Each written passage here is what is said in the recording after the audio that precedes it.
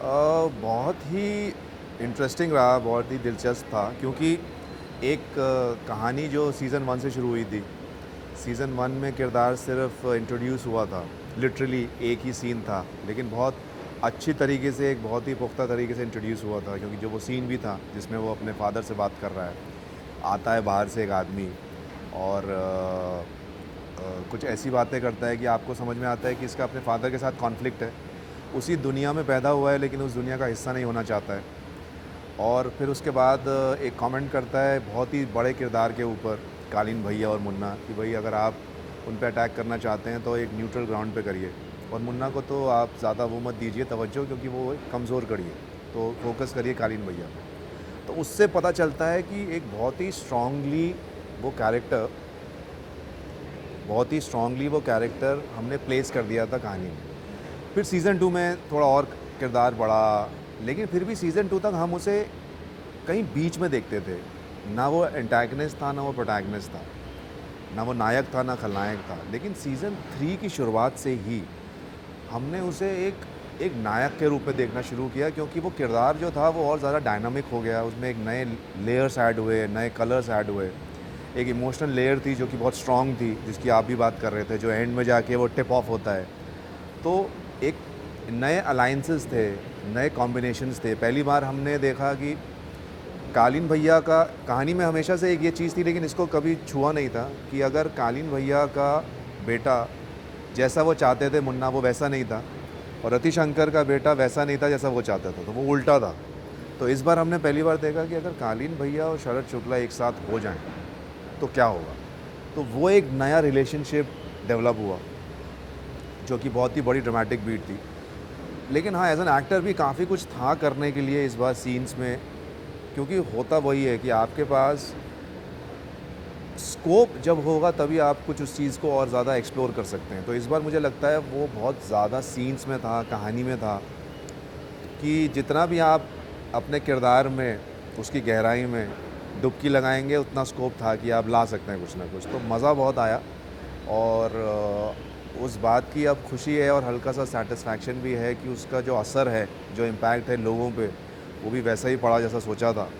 और बहुत इम्पॉर्टेंट होता है कि आपकी इस पूरे सर्कल में जो आप क्रिएट करते हैं, फाइनल जो माइलस्टोन होता है वो होती है ऑडियंस। तो ऑडियंस का क्या कहना है आपकी कोशिश पे, वो बहुत इम्पॉर्टेंट होता है। तो अब क्योंकि उसका जो असर है, जो फीडबैक है, बहुत सही है और अच्छा आ रहा है, तो खुशी है। कुर्सी का मोह तो हर किसी को होता है, कुर्सी का प्यार।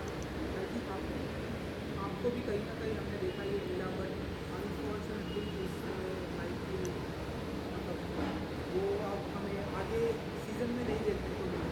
तो आप बताइए पर्सनली कुर्सी का प्यार कितना है आपको, एंड ये जो कुछ भी हुआ आपके साथ वो कैसे देखते हैं आप? वो कैसे देखता हूँ मैं, एक ड्रामेटिक बीट है, एक एरा है।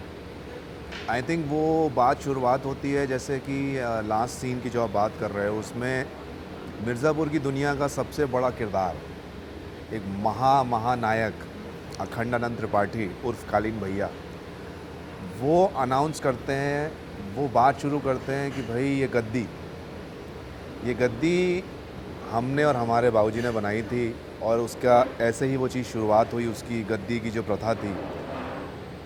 और अब कहीं ना कहीं वो ये कह चुके हैं कि वो तो गद्दी पे नहीं बैठेंगे, उसके अलावा और कोई है नहीं। तो उन्होंने कहा कि उनके हिसाब से कि भाई गद्दी पे वो बैठना चाहिए जो कि हमारा प्रतिबिंब हो और एक सही इंसान हो, जो उनकी लाइन भी है कि जो कठोरता से दंड दे और आराम से संयमता से निर्णय ले।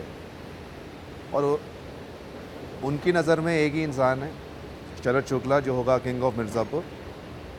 और वो किंग ऑफ मिर्ज़ापुर नहीं, वो होंगे लास्ट किंग ऑफ मिर्ज़ापुर। तो इस लाइन से, इस बात से एक ऐसी चीज़ देखी जाती है कि एक जो किंग ऑफ मिर्ज़ापुर वाला जो एक पूरा चैनल है, थॉट है, वो एरा है, वो कहीं ना कहीं वो बात शायद ख़त्म होती है लास्ट किंग ऑफ मिर्ज़ापुर से। तो एक बहुत ही ड्रामेटिक बीट है उस कैरेक्टर के लिए, शरद के लिए, कि वो कैसे बड़ा हुआ, करते करते करते जो उसको करना था, जो चीज़ें उसको बनानी थी, उसने अपना ग्राफ पूरा किया। और उसकी कहानी का और मिर्ज़ापुर की दुनिया में वो किंग ऑफ मिर्ज़ापुर की बात का एक फ़ाइनल कल्मिनेशन होता है। तो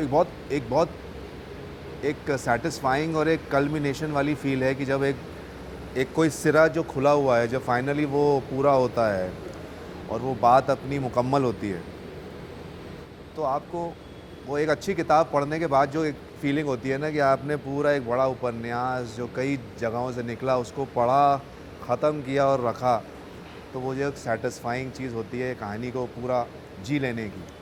आई थिंक वैसा सा ही कुछ है। हमने देखा सीएम साहिबा के साथ में भी आपके काफ़ी कनेक्शन है एंड लाइक हमने ये भी देखा कि ऑस्कर से शुरुआत हुई है आपके जब हमने आप स्लम डॉग देखा तब से ऑस्कर से शुरुआत हुई है कि ये कितना आप चाहते हैं कि ये सारी चीज़ें एक डॉक्टर की लाइफ आपके आसपास करीब हमेशा रहे, आपके आसपास आपके आसपास करीब में हमेशा रहे, फेम रहे, अवार्ड रहे, सारी चीज़ें सीएम पीएम से कनेक्शन रहे, ये सारी चीज़ें कितना आप मानते हैं कि मैं फिल्म की बात करूँगा, रियल लाइफ को कितना मानते हैं कि कितना ये सारी चीज़ें आप इन सब चीज़ों से जुड़े रहना चाहते हैं? ये मतलब देखिए ये तो एक ऐसी चीज़ है कि आप क्या चाहते हैं, क्या करना चाहते हैं। मतलब देखिए आपका काम है अभिनय करना। आपके पास एक कहानी आती है, आप उस कहानी को, उस किरदार को अपनी क्षमता के साथ, अपनी पूरी शिद्दत के साथ, सच्चाई के साथ उसमें उतरते हैं, अपने इस काम को पूरा करते हैं।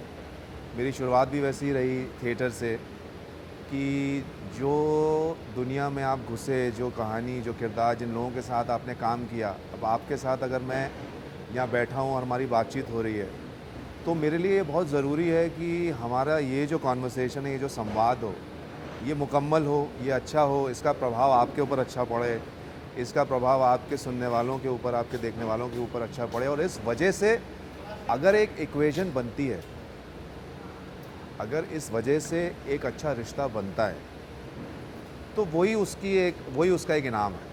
तो मेरा कहने का मतलब है कि आपके व्यक्तित्व से, आपकी सोच से, आपके काम से अगर आप अपने जीवन में नए रिश्ते बनाते हैं,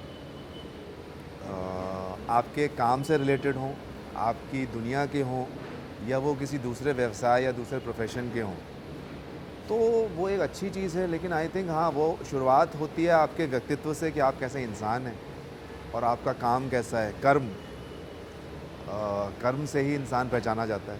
तो मेरा ख़्याल है मैं उसको वैसे ही देखता हूँ कि उसी तरीके से आपका काम अच्छा हो, आपकी बातें अच्छी हों, आपकी सोच अच्छी हो, और उसकी वजह से जो आपको प्यार मिले, जो साथ मिले, तो अच्छा ही लगता है। अब जैसे आज हम और आप मिले पहली बार और बड़ा अच्छा लगा, तो मुमकिन है यही चीज़ आगे बढ़ेगी, तो अच्छी चीज़ है।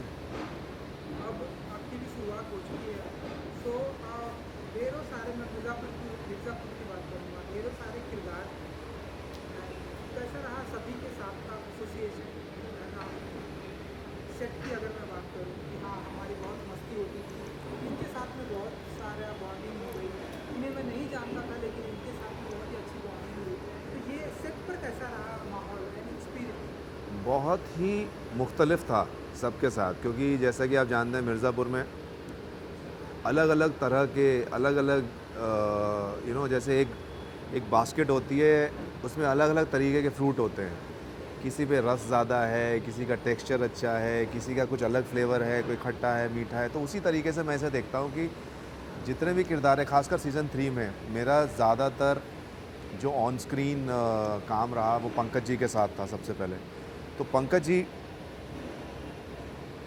जी के साथ जो अनुभव है वो बहुत ही एक अद्भुत अनुभव है। जिस तरीके के वो इंसान भी हैं, मैं बहुत ज़्यादा रिलेट करता हूँ उनसे एज एन एक्टर, लेकिन उससे कई ज़्यादा एज अ पर्सन। तो बहुत ज़्यादा समय हमारा ऑफ सेट बीतता था अलग अलग चीज़ों के बारे में बात करने में, चाहे वो खाने की बातें हों, चाहे वो अलग अलग विषय पे बात हो, जहाँ पे रह रहे थे वहाँ पे चीज़ें क्या बनती हैं, वहाँ की ज्योग्राफी कैसी है, वहाँ पे क्या उगता है, वहाँ पे क्या बनता है, लोग कैसे हैं, बोली कैसी है, कल्चरली वो चीज़ क्या रिफ्लेक्ट करती है। इन चीज़ों पे बहुत ज़्यादा कॉन्वर्सेशंस होते थे, अलग अलग चीज़ों, और आई थिंक वो एक कंफर्ट था दोनों के बीच में। मतलब I think almost every day मैं या तो मैं उनकी वैन में होता था, हम लोग घंटों बातें कर रहे होते थे, जब अगर हमारे पास समय है, अगर हमारा जो शॉट है वो थोड़े समय बाद होगा, तो कई चीज़ों पे बातें होती थी। और आई थिंक वो कंफर्ट ही बात करते करते करते करते वो कब सीन शुरू हो जाता था पता नहीं चलता था। और सीन में भी हम इतने ज़्यादा सहज होते थे, इनफैक्ट ऐसे ही करते करते हम सीन कर रहे थे, और कुछ एक चीज़ थी, मैंने ऐसे ही शायद अपना कपड़ा कुछ ऐसे ठीक करना था, वो मैंने किया सीन में, और बात करते करते हम आगे बढ़ गए। तो मुझे तो इस बात का रियलाइजेशन भी नहीं हुआ, उन्होंने ही मुझे बाद में बताया कि यार वो अच्छा मोमेंट, तुम एक्चुअल मोमेंट में कि तुम्हें लगी कि तुम्हें करनी है, तुमने लिया, और वो तुम्हारे परफॉर्मेंस का एक हिस्सा बन गया। तो इस इतना सहज एक इक्वेशन था अली के साथ, बहुत ही, मतलब मैं ये मानता हूँ कि जिस तरीके से हमारा ऑन स्क्रीन एक गुड्डू और शरद के बीच में जो एक एंग्स था, जो एक ऑपोजिट वो है कि एक दूसरे के प्रतिद्वंदी हैं, वो इतना खूबी से इसीलिए आ पाया क्योंकि हम ऑन स्क्रीन बहुत ज़्यादा एक दूसरे के लिए सपोर्टिव हैं, प्रोफेशनल हैं, बहुत अच्छा रिश्ता है, एक दूसरे की खूबियाँ और एक दूसरे की अच्छी चीज़ें बताने में कतराते नहीं हैं कि यार मुझे लगता है तुमने ये चीज़ जो थी बहुत अच्छी की, और वैसे ही वो आएगा। और आई रिमेंबर कि ही केम एंड ही हग्ड मी कि यार बहुत अच्छा काम हुआ है। मैंने कहा यार अच्छा काम हुआ है क्योंकि आई थिंक क्योंकि सामने जो किरदार था, जो अभिनेता था, वो भी अच्छा था। तो इस तरीके का बहुत ही एक, क्या है ना कि मिर्ज़ापुर तक पहुँचते पहुँचते जितने भी अभिनेता हैं और अभिनेत्रियाँ हैं, उनका ऐसी एक यात्रा रही है कि आप अब काफ़ी सिक्योर हैं। जब आप मिर्ज़ापुर में आते हैं, काम करते हैं, आप बहुत कंफर्टेबल हैं एक दूसरे से। तो ये कंफर्ट ही है जो एक अलग स्तर पे ट्रांसलेट होता है परफॉर्मेंसेस में। तो मतलब बहुत अच्छा रहा। बाकी जिन लोगों के साथ काम नहीं उतना किया, उनके साथ भी ऑफ स्क्रीन बहुत अच्छी दोस्ती है, चाहे वो प्रियांशु हो जो रॉबिन का किरदार करते हैं, चाहे वो श्वेता हो। तो बहुत ही एक अलग और बहुत ही अनूठा अनुभव रहता है मिर्ज़ापुर पे काम करने का। क्योंकि काफ़ी तारीफ है, काफ़ी फेम मिला है मिर्ज़ापुर, चाहे सीजन 1, 2, आप ये की मैं बात करूँ। तो अब एज एन एक्टर जो भी आप करेंगे, कुछ प्रेशर होगा आपके ऊपर क्योंकि काफ़ी अप्रिसिएट किया गया है, चाहे मैं मिर्ज़ापुर की बात करूँ, चाहे मैं स्लमडॉग मिलियनेयर की बात करूँ, वीर की बात करूँ। तो अब जो भी आप करेंगे तो प्रेशर होता है आपको कि ऑडियंस ने मेरे इतने सारे काम को सराहा है, ये जो मैं करूँगा, प्रेशर होता है आपके ऊपर? बिल्कुल। देखिए वो एक चैलेंज की बात है, वो एक चुनौती होती है कि आपकी आपकी वो एक चुनौती है, और वो एक चैलेंज है जो आपकी खुद से एक अपेक्षा होती है कि अगर आपने जैसे, और वो किसी और काम के लिए नहीं, वो सीज़न 2 से सीज़न 3 में भी था कि जब सीज़न 2 में आपने कुछ चीज़ें की और वो बहुत अच्छी निकल के आई और लोगों ने उसको पसंद किया, सराहा, तो अब आपकी खुद से एक ज़िम्मेदारी, खुद से एक अपेक्षा होती है कि आप उस चीज़ को थोड़ा आगे ही लेके जाएँ। वो बिल्कुल होता है, लेकिन आपको जब आप काम कर रहे होते हो तो आपको एक समय के बाद उस चीज़ को भूल जाना पड़ता है, क्योंकि आप उस प्रेशर को लेके काम नहीं कर सकते। तो जब आपको पता है कि आपके ऊपर ज़िम्मेदारी कितनी है, आपके ऊपर आप एक बहुत बड़े किरदार को लेके अपने कंधे पे चल रहे हैं, और आपको बहुत ही बारीकियां हैं इस किरदार की जो आपको लेकर आनी है बाहर। लेकिन वो एक चीज़ है, लेकिन जब आप उस किरदार को जीवंत कर रहे हैं, उसको जी रहे हैं, तो आप इस चीज़ का प्रेशर नहीं ले सकते। तब आपको उसी चीज़ को, उसी ज़ीरो या उस पे जाना पड़ेगा एकदम शून्य में, कि आपने एकदम ज़ीरो से शुरुआत की फिर से, क्योंकि चीज़ें फिर ही बनेंगी। तो आई थिंक वही हमेशा प्रक्रिया रहती है और रही है कि आप इन सारी चीज़ों को भूल के उस स्पेस में जाएँ जहाँ पे आप सिर्फ एक नई चीज़ को दोबारा क्रिएट करने में लग जाएँ। कितना अच्छा आप कर पाएँगे, नहीं कर पाएँगे, ये तो समय ही बताएगा। कई बार कुछ चीज़ें आप करोगे वो सही बैठेंगी, कई बार नहीं बैठेंगी, लेकिन वो आई थिंक इस क्रिएटिव वर्ल्ड का एक चीज़ है। तो वैसे ही है, मेरा ख़्याल है आगे भी वैसे ही होगा कि भले ही कोशिश यही रहेगी कि आप इसके आगे जो आपकी जो सीढ़ियाँ हैं वो आप ऊपर की तरफ ही चढ़ें और अच्छा काम करें, अलग तरह का काम करें, लेकिन उसका मज़ा भी लेना है। सिर्फ़ उसमें प्रेशर नहीं लेना है, उसका मज़ा भी लेना है, उसको एन्जॉय करना है, क्योंकि वही चीज़ है जो ऑडियंस तक भी ट्रांसलेट होगी। अगर आपने मज़ा लिया है तो आप तक वो बात पहुंचेगी, वो मज़ा आप तक भी पहुंचेगा। चलिए आई विश कि आप डे बाय डे सफलता की सीढ़ियाँ चढ़ते रहें। अपने फैंस को कुछ कहना चाहेंगे जो भी आपका अपकमिंग आने वाला है, लोगों को बेसब्री से इंतजार है, जिन्होंने मिर्ज़ापुर को बहुत प्यार दिया है, फैंस को कुछ कहेंगे? बस यही कहना चाहूँगा कि बहुत ज़्यादा आभार और धन्यवाद आप लोगों का कि आपने पिछली बार भी सीज़न 2 में भी और सीज़न 3 में भी इन चीज़ों को सराहा। इस बार ज़िम्मेदारियाँ बहुत ज़्यादा थी, लेकिन आपको चीज़ें पसंद आईं, आपके मैसेजेस, आपका सारा प्यार मुझ तक पहुंच रहा है और कोशिश करता हूं कि हर चीज़ को मैं रिस्पॉन्ड करूं, रिप्लाई करूं, जो मैं करता भी हूं। तो बहुत बहुत शुक्रिया और उम्मीद है कि आगे आने वाले काम में भी इसी तरीके से आपको एंटरटेन करते रहेंगे। तो thank you very much. Thank you so much. Thank you.